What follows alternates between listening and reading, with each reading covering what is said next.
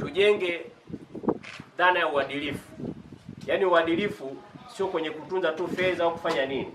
Uadilifu ni pamoja na hata the way hivi kila kitu tunachokifanya. Kwa sababu wewe ukifanya kosa moja, lile madhara yake atakuwa ni makubwa zaidi. Kwa mfano, umechanganya tu mazao yako na vitu ambavyo vichafu. Ule ni yani dhana ya uadilifu ni dhana pana. Kwa uadilifu unaanza na sisi wenyewe. Yaani mwenyewe unakuwa mwadilifu hata kile kitu ambacho unaenda kukiuzia serikali.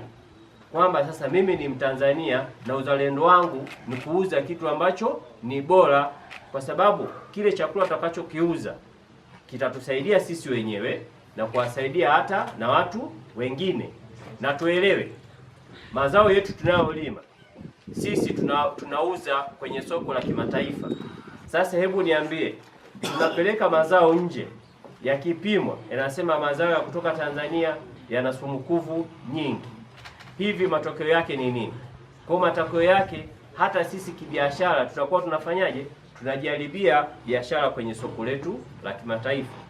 Afisa kilimo, hii semina tumeipata sisi watu wachache.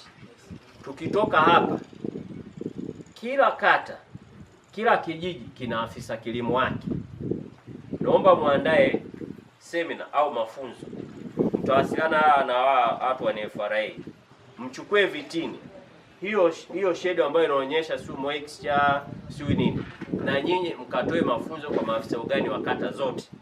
Afisa ugani wa kata, afisa ugani wa kijiji, wote wapewe mafunzo ili wao sasa wapite kwenye maeneo ya kata zao, wao nao watoe elimu kwa nani? Kwa wakulima. Tarehe 15 mwezi wa 8 tutafungua nini? Vituo.